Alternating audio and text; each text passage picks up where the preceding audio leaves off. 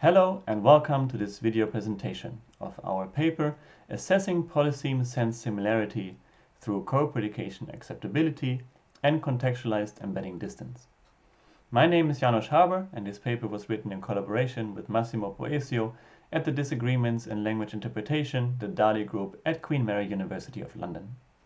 In a nutshell, in this paper we aim to investigate the notion of word-sense similarity in interpretation of polysemes.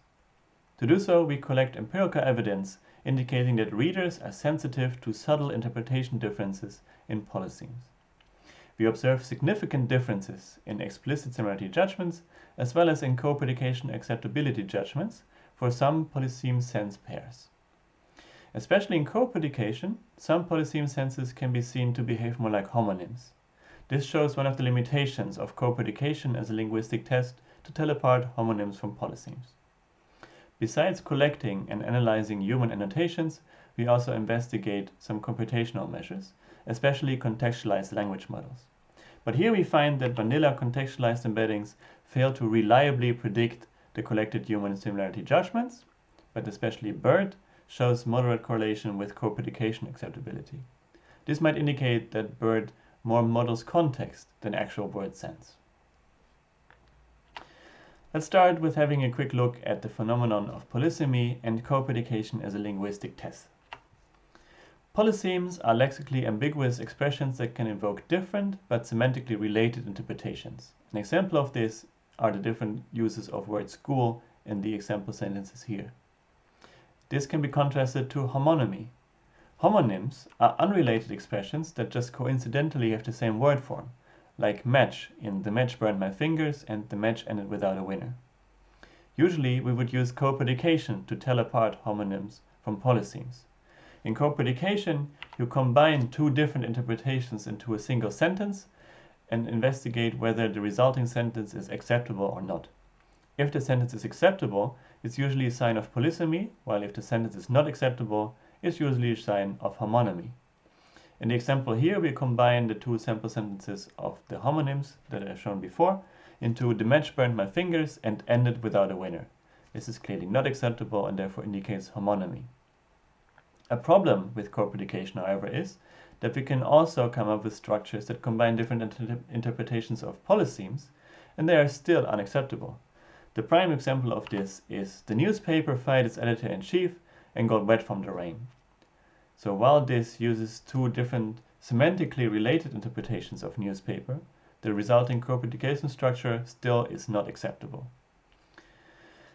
Some of these sample sentences have been shown in previous literature, showing that co-predication sometimes fails to correctly classify homonyms and polysemes.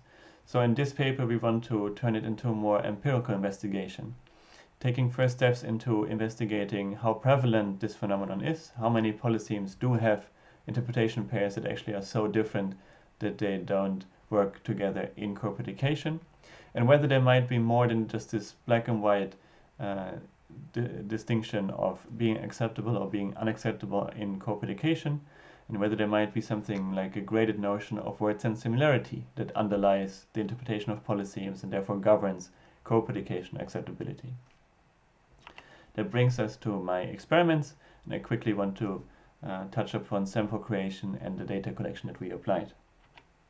As I just stated, the objective of our experiments was to investigate the notion of word-sense similarity as an underlying factor of the interpretation of polysemes and therefore determining co-predication acceptability. To investigate this, we collect two graded sense similarity measures. One is explicit sense similarity judgments and the other is co-predication acceptability. We also collect a third measure, which is a categorical sense class overlap. With these three measures, we hope to get more information as to whether co-predication reflects sense similarity or more class overlap and is a more coarse measure than we would actually assume to be. Beside collecting and analyzing these human annotation metrics, we look at computational methods, especially contextualized language models, and analyze how the co-sense similarity between embeddings of polysemic or homonymic target expressions correlates with our annotated human data. To guarantee that samples can be used in all 3 annotation experiments, as well as in our computational analysis, we use a custom set of samples that are derived from 10 polysemic targets meant to represent 10 different types of regular polysemy. There's a lot of thought and work that went into the creation of these samples, which I won't discuss here, but you can find all of the information in our paper. After we created the samples, we started 3 collection surveys of annotations on Mechanical Turk. In the first survey, we presented participants with 2 sample sentences with highlighted target words and asked participants to rate the similarity of these highlighted target words, which were either polysemes, homonyms, or unrelated filler items. In the second experiment, we combined these 2 sample sentences into one co-predication structure and asked participants to rate the acceptability of this sentence. In the third experiment, we gave participants just a single sample sentence with a highlighted target word and asked them to classify it into a given set of word classes. For our computational analysis, we focused on Elmo and BERT, extracting different embeddings from these 2 models and comparing them with a non-contextualized baseline of word2vec. So let's have a look at our findings. I want to start with a global high-level analysis, aggregating all the data that we got and just looking at the distribution of either homonym or polyseme scores that we have found in our different annotation studies. On the top left, we see the distributions of homonyms in blue and polysemes in orange, given their explicit word sense similarity labels from the first experiment. We see here that the means and the modes of the 2 distributions are clearly distinct, and that polysemes overall are rated to be more similar to each other than homonyms. Under that, we see the same distribution, but for the co-predication acceptability scores that we've collected. And here you see that the means and the modes are moving closer to one another, and there's actually quite some overlap, especially in the lower range of the scale. This means that co-predication might struggle to correctly classify some of these items as they could receive the same label. So both homonyms and polysemes sometimes receive low co-predication acceptability scores. On the right side, we have some samples of our computational models. On the top, the co-sense similarity scores of BERT, where we see that the distribution is very compressed and that the means are close together, which might indicate that BERT could struggle to correctly identify a sample as either being a homonym or a polyseme. And under that, we have the word2vec distributions, where actually the means of the 2 groups are swapped. So here homonyms receive a higher mean similarity score than polysemes, something that we don't expect if you think back that homonyms refer to unrelated, just coincidentally having the same named items, and polysemes which refer to semantically closely related concepts. But based on this intuition, we wanted to put some numbers onto this classification score in how well these different measures can identify a sample as being either a homonym or a polyseme. So what we did is we trained a support vector machine using these different data as input. On the top here you see the result of a classifier trained on the explicit sense similarity judgments that we collected. And you see here that this classifier is pretty strong in classifying a held out test set and correctly identifying homonyms and polysemes in most of the cases with an accuracy of 0.99. And under that, the same but as a result for a classifier trained with co-predication scores. And here we see that there is quite some overlap in the 2 different classes and a high misclassification rate with an accuracy of 0.90 here. Looking at the computational models, none of them actually managed to learn sensible information, and all of them just apply max class label, so labeling everything as polyseme with an accuracy of 0.83.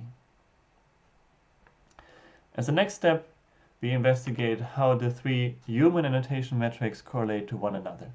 The results of this can be found in this table, where we find a moderate but significant correlation between the 3 human annotation measures. The highest correlation can be found between co-predication acceptability and sense class overlap. This might indicate that co-predication is more closely related to identifying whether 2 interpretations belong to the same word class, rather than identifying the actual similarity of 2 different uses of a polysemic word. A bit more information of this can be gained from visualizing the correlation between word sense similarity and acceptability scores, which we did in this graph. We have the explicit sense similarity judgments on the x-axis and the graded co-predication acceptability judgments on the y-axis. And you see that in the range of a similarity between 0.4 and 0.8, there's a very high spread in co-predication acceptability. This indicates that especially these kind of low similarity polyseme pairs might be misidentified as homonyms and therefore classified as very low acceptability. So it seems like that especially for these low similarity items, co-predication is more of a binary measure, classifying them as either being acceptable or not acceptable, and in identifying them as not acceptable might misclassify them with homonyms. When we have a look at our computational models, we find that BERT embeddings display a moderate and significant correlation with co-predication acceptability ratings, but not so much a correlation with the explicit similarity ratings. So it looks like BERT might more represent context and indicate whether context can be felicitously combined rather than actually expressing word sense. Elmo embeddings, on the other hand, show quite a high correlation with the explicit similarity judgments and class overlap. So this indicates that Elmo might focus on a different aspect of word sense than BERT does. And interestingly, lastly, word-to-vec embeddings actually show no correlation whatsoever with word sense similarity judgments, but they outperform Elmo on correlating with the acceptability ratings, and they outperform BERT on the sense class overlap ratings. So even though word-to-vec is not contextualized, it captures some form of word sense that correlates with our collected human annotations. To summarize and conclude, we find significant differences in similarity judgments and co-predication acceptability ratings for some pairs of polysemic sense interpretations. And especially in co-predication, some polysemic senses can behave more like homonyms. On the one hand, this indicates some of the limitations of co-predication as a test to distinguish homonymy from polysemy, as it tends to misclassify these low similarity polyseme items as homonyms. But our results also provide some additional evidence against a fully underspecified mental representation of polysemy. If we see the significant differences in the similarity of interpretations and sometimes unacceptability in co-predication, it's not very likely that they are represented in the same underspecified entry with no processing cost in changing interpretation, because this wouldn't explain their behavior that is sometimes like the one of homonyms.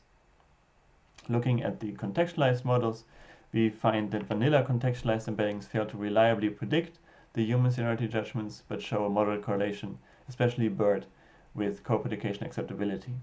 This again might hint at evidence that BERT is more of a model of context rather than it is of sense, which could be bestowed on a word because of context.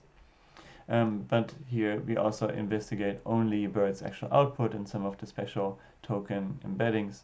So we might expect better results when we fine-tune the model or when we assess different layers of BERT or transform the output, some of which we have already done and some of which we want to do in future work to get a better idea of what BERT is actually embedding of these polysemic target words or homonymic targets in that way. But that's it from me for now. Thank you very much for your attention, and feel free to contact us if you have any questions or use the discussion session at SEM. Thank you very much, and goodbye.